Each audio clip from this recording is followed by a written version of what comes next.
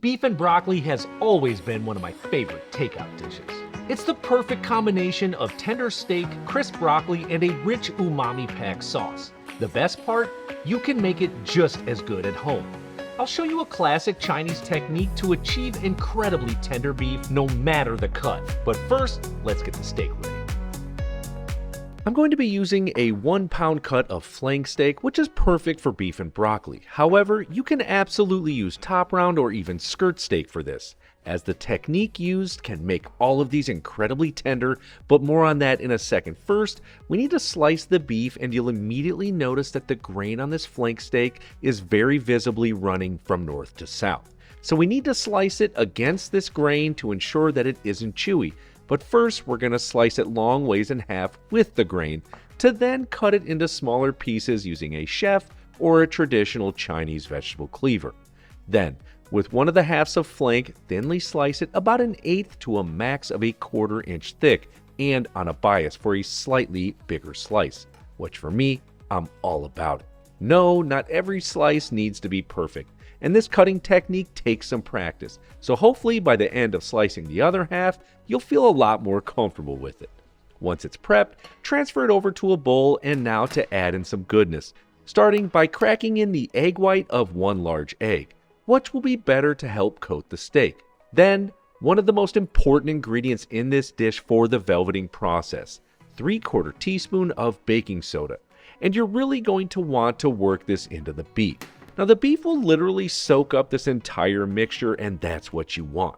The baking soda raises the pH of the beef, which tenderizes it, allowing it to hold more moisture, and it can also aid in the Maillard process when searing, resulting in more tender, more delicious beef. This Chinese technique is why your favorite takeout is just so good. Now some people say this can cause a metallic, gritty taste, but with this little amount of baking soda, it's not an issue. However, if you're worried, all you want to do is pop it in the fridge for 15 minutes to help raise the pH and tenderize it.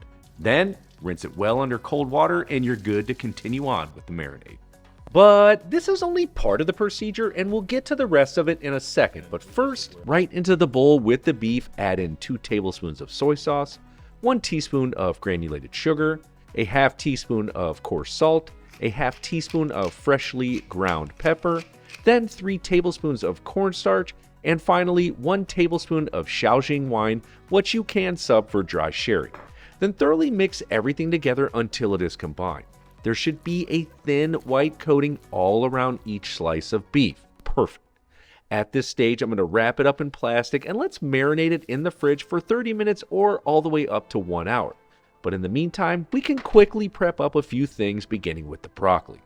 Now the amount here is a bit subjective, but I like a lot of broccoli, so I have 4 smaller to medium sized heads, which will render about 4 to 5 cups total of trimmed broccoli florets.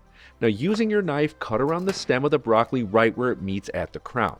Once it's removed, you can use your hands to break up some of the broccoli florets into smaller bite-sized pieces, but for the bigger ones, all I do is simply slice it into quarters. Super easy. If you like bigger pieces, maybe just cut them in half.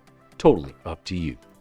Now for those big leftover broccoli stems, they're great in things like cream of broccoli or even a broccoli cheddar soup in case you want to use them up. Okay, at this stage, let's add the broccoli florets to a bowl and then take them back over to the cooktop where I have a large pot of boiling salted water. Simply add them in there and cook them for exactly 90 seconds. Do not go past that time amount. Remember, we said crisp broccoli. Once they're done, strain them and then immediately add them to a container of ice water and submerge them. This is known as shocking them to instantly stop the cooking process. But don't let them hang in the ice water for too long or they'll become waterlogged.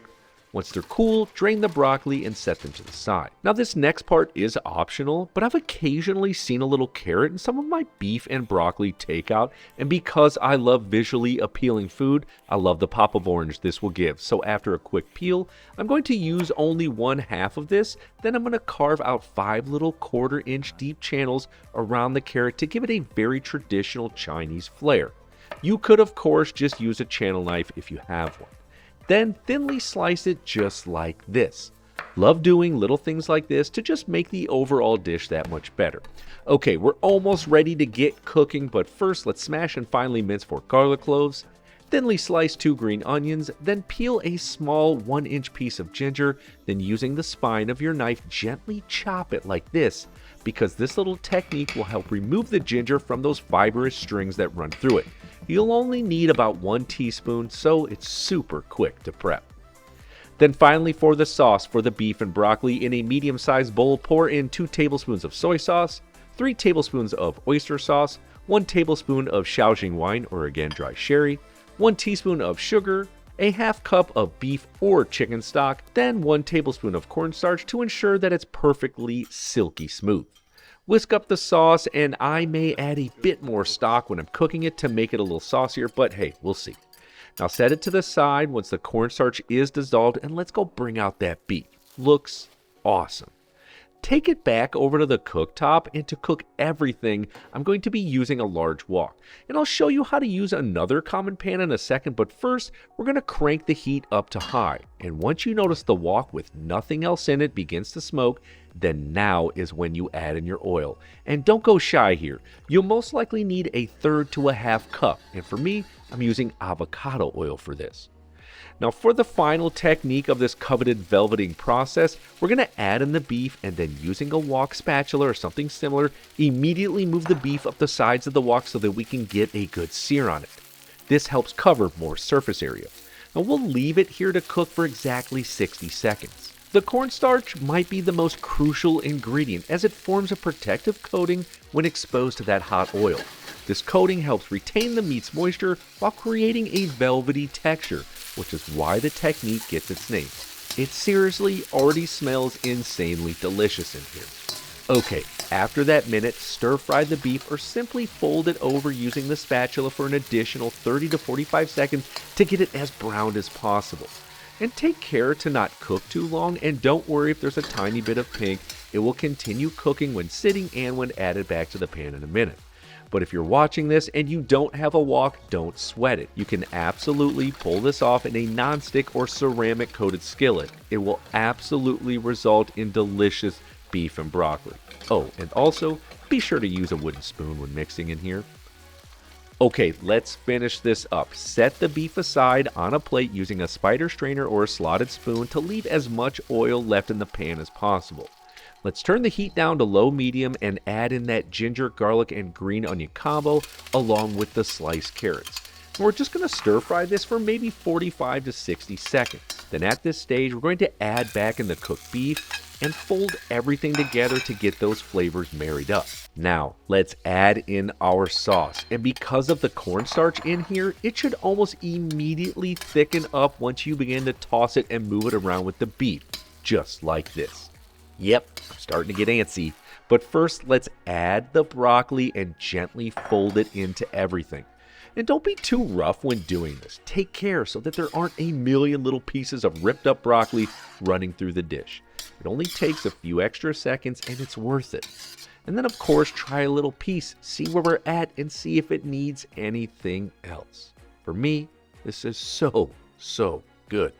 Now, beef and broccoli is pretty commonly served up with white rice, and you can see my foolproof way for making the fluffiest, most tender cooked rice of all time in my bistake video, or you can do what everyone told me to do in that video and just use a rice cooker. Totally up to you. Now to plate this up, add it to a bowl, and there is no need for a garnish. This right here says it all. This recipe brings your favorite Chinese takeout right to your kitchen. No guesswork, just guaranteed flavor. And if you're craving more Chinese classics, my General Tso's chicken is a must try. I've got a salad recipe video. I'll see you there. Dude, I mean, they're spot on. Spot on.